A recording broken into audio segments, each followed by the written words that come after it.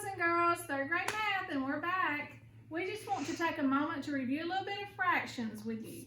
Okay, let's say we have the fraction 2/4.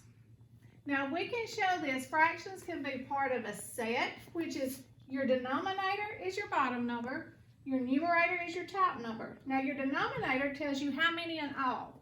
We have 4 circles in all. We have shaded 2 of the circles, so that is your part. Your numerator is your part. So 2/4 of the circles are shaded.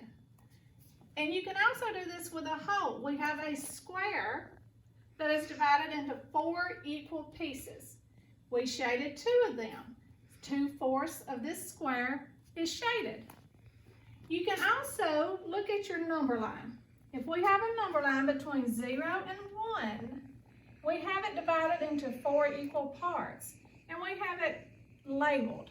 So you would start, 0 doesn't count. You would say 1, 2, 3, 4 parts. 1/4, 2/4. 3/4 and 4/4 is the same as 1 whole. Also, we have talked a little bit about how we have equivalent fractions.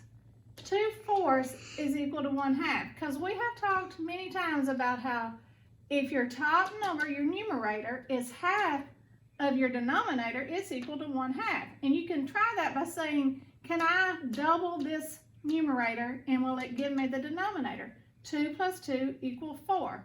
So we have 1/2. Okay. All right, boys and girls, now we're going to just talk about when we were comparing fractions. This was one of the last things we worked on in fractions.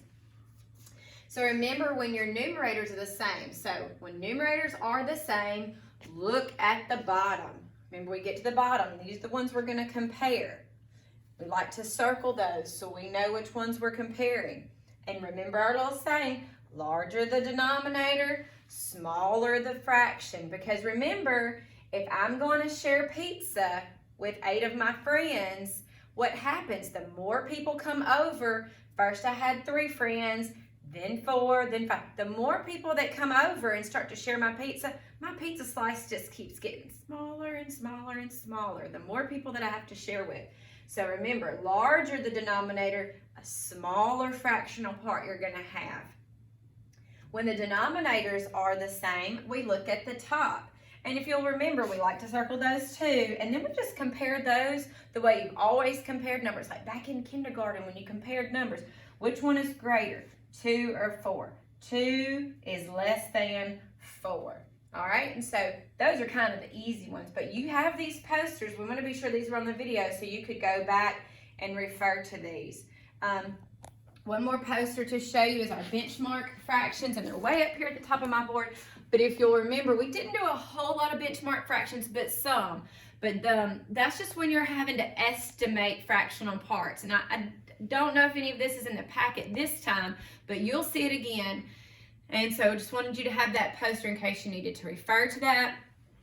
After this video, there'll be a link on here where you could get on Khan Academy and you could watch the fractions videos. There will be fractions with sets, fractions, parts of a whole, number lines, equivalent fractions, comparing fractions, benchmark fractions. They're all on there.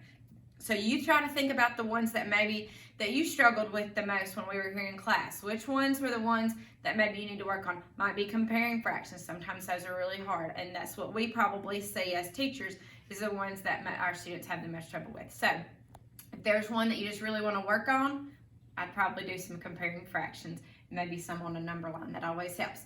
So if you have any questions, be sure that you can email any of your teachers, or you can do a class tag or a remind message to any of us. We miss you guys. Keep doing math. Love ya.